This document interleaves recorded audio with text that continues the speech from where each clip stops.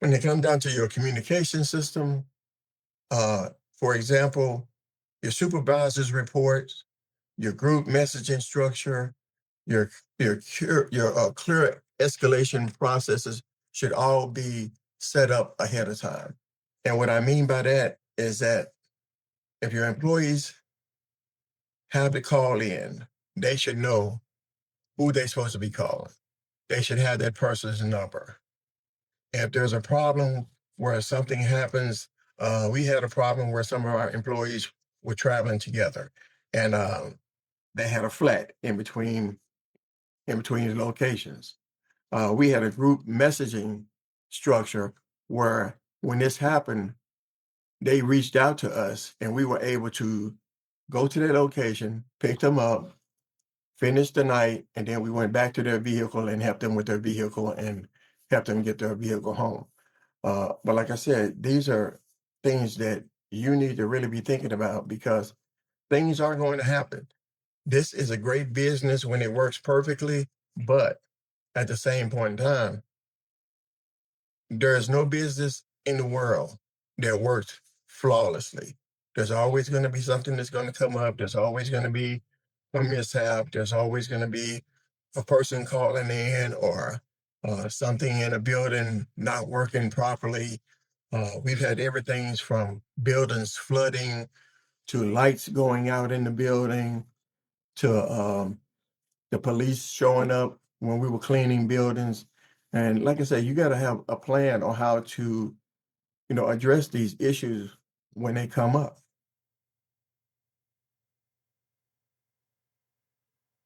Uh, Another thing I know I speak a lot about is quality control, uh, scheduling inspection, a scoring system on how you rate the cleaning, uh, documentation on corrections. Um, all of these things, again, are set up in place to make sure that your buildings run proficiently. Uh, if you're doing inspections the way they're supposed to be done, you find problems before your clients do. And I can't emphasize how important that is. Because like I've said before on many different occasions, if you catch something before they catch it, the whole dynamic of how things go down is different. If they find it, it's 100 times worse than it actually was. If you find it and you fix it, no harm, no foul. But like I said, inspections are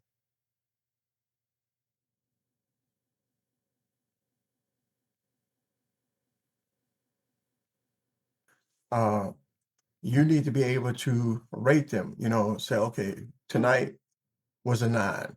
Uh, Last night was a 10. So why are we at a 9 tonight when we were a 10 last night? That gives you a margin of error and it lets you know, okay, on Monday nights we come in, everybody's strong, everybody's doing what they're supposed to be doing, everybody's upbeat, we get the work done, we get out of here timely. Uh, Tuesday night the same. Wednesday night things start to drop off.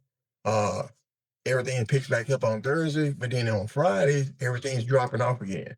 That's when you know that you have a problem in your system and you can pinpoint what happens because you're keeping up with it. You're keeping up with your workflow.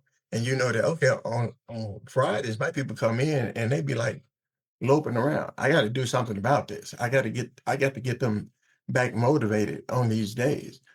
And like I said, doing this right here helps you to figure out the little small kinks in your chain so you can fix them and make sure everything runs smoothly on a constant basis. Another thing that is really important when you have multiple locations is your supply and inventory system.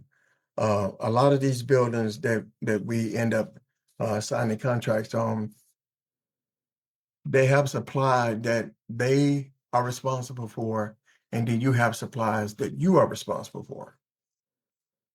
You can't think of these things as two different situations because if, let's say, you show up at the building and that night they don't have garbage bags. They're not going to look at that as being their problem. That's going to they're going to look at that as being your problem. Even if you're not the one who's responsible for them being there, they're going to look at it as, okay, either you should have told me or, uh, you know, they'll come up with some reason why it's not their problem. It's a you problem. And I'm just being honestly about this. But if you go to them and tell them, hey, we're almost out of garbage bags. We need this side of garbage bags. We have enough for one more night. And then that one more night comes and goes, and they don't have that supply in the house. And you have a documentation saying, okay, I spoke to this person on this day and informed them that we were out of this. Then you have a leg to stand on when that supplies is not there. Again, like I said, documentation is key in a lot of situations.